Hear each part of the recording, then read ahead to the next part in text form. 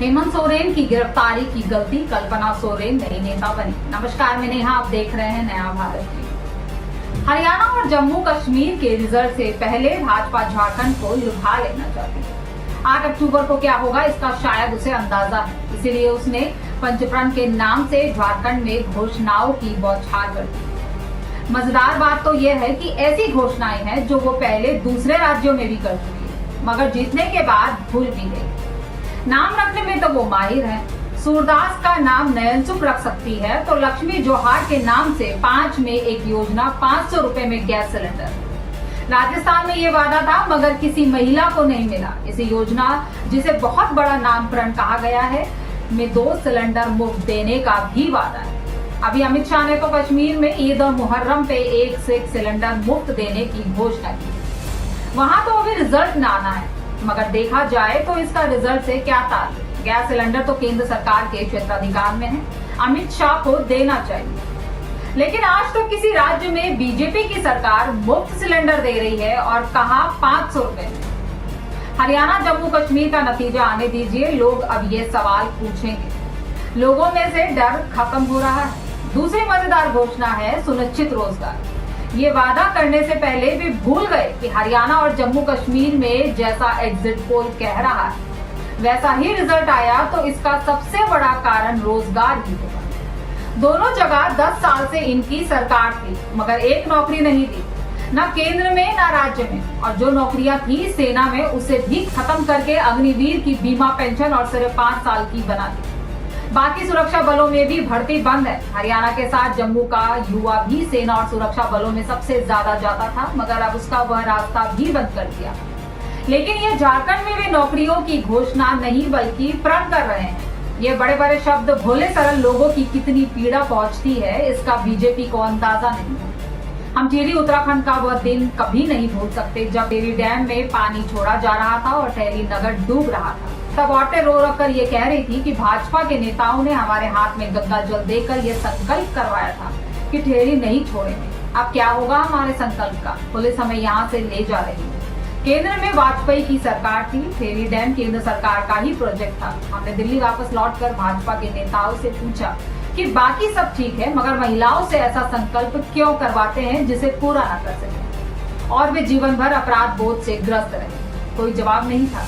बस फर्क इतना था कि उल्टे इनसे कोई सवाल नहीं पूछने लगा। आज तो आप किसी से ये कह दो, वह उल्टा आप पर ही आरोप लगाने लगता है। मगर खैर, लोकसभा में साधारण बहुमत भी न मिलने और अब हरियाणा जम्मू कश्मीर में हार की आहट से भाजपा के लोगों और उसकी गोदी मीडिया की उग्रता में कमी आई है और जनता के बीच डर का माहौल कम हुआ है। चुनाव नतीजों का अगर ऐसा ही ट्रेंड चलता रहा तो जल्दी आप देखेंगे कि जैसे वादे झारखंड में भाजपा ने किए, उन पर फिर जनता सीधे सवाल पूछने लगेगी कि भाई साहब, क्या आपने बिल्कुल ही बेवकूफ समझ लिया है? जैसे एक और प्रण है गोगो दीदी योजना। गोगो संथाली में माँ को कहा जाता है। इसके फॉर्म भरवाना भी भाजपा ने शुरू कर दिया। इसमें महिलाओं को 2100 रुपए महीने देने का प्रण है, जबकि हेमंत सोरेन सरकार पहले से मैया सम्मान योजना के तहत महिलाओं को 1000 रुपए महीना दे रही है। केवल नाम बदलकर और राशि बढ़ाकर नई योजना बताई जा रही है।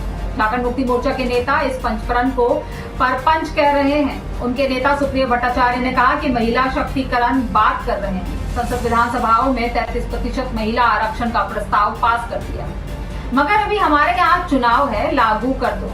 मगर नहीं, वो जब जनगणना होगी जिसका कोई पता नहीं है उसके बाद सोचेंगे। जेएमएम बीजेपी के महिला पिच पर आने से बहुत खुश है। यहाँ वो खुद को बहुत मजबूत समझ रही है और उसका कारण है कल्पना सोरेन।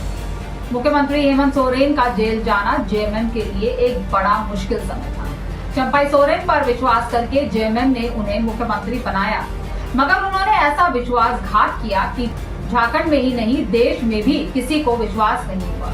लेकिन इस बुरे समय ने ही जेएमएम को एक ऐसा सितारा दे दिया जिसका खुद उसे अंदाजा नहीं था। एक सामान्य घरेलू महिला कल्पना सोरेन का कायाकल्प हो गया।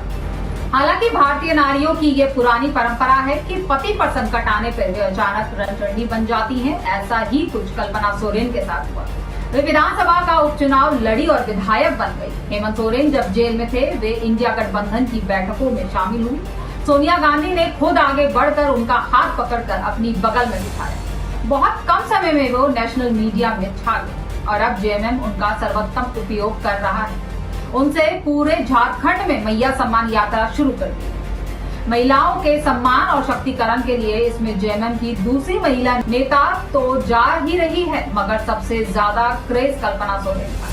भाजपा समझ गई है कि इस बार उसे एक नई नेता जो बहुत तेजी से लोकप्रिय हुई है, खासतौर से महिलाओं में, उनका मुकाबला करना पड़ेगा। इसीलिए मोदी जी चुनाव की घोषणा से पहले ही 2 दौरे कर चुके हैं, जमशेदपुर और हजारीबाग। मगर हजारीबाग जो बीजेपी का गढ़ माना जाता है, वहां भी भीड़ नहीं थी। दूसरी तरफ कल्पना सोरेन की यात्रा में लोग, खास तौर से महिलाएं, भारी संख्या में शामिल हो रही हैं। जिन नक्सल प्रभावित क्षेत्रों में महिलाएं 5 से 6 बजे शाम के बाद घर से नहीं निकलती, वहां रात 8:30 बजे कल्पना सोरेन निकलती हैं और महिलाएं सड़क पर खड़ी मिलती हैं। और मजेदार बात तो यह है कि केवल जेएमएम के झंडे के साथ नहीं, कांग्रेस के झंडे वाली महिलाएं भी वहां होती हैं।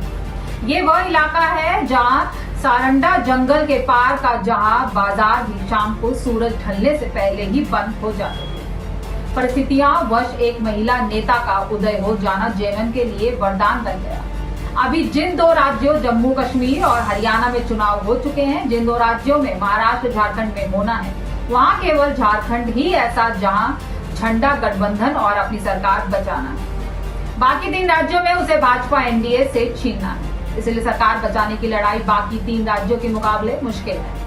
मगर कल्पना सोरेन का जो ये नया फैक्टर आया है, उसका तोड़ ढूंढना भाजपा के लिए आसान नहीं। महिला नेता उसके पास झारखंड में तो क्या, अब देश में भी नहीं है। इस वीडियो में इतना ही। वीडियो अच्छी लगे तो शेयर कर दीजिए। हमारे चैनल नया भारत टीवी को सब्सक्राइब कर दीजिए और यदि कोई सुझाव देना चाहते हैं तो कमेंट बॉक्स में आपका स्वागत है। नमस्कार।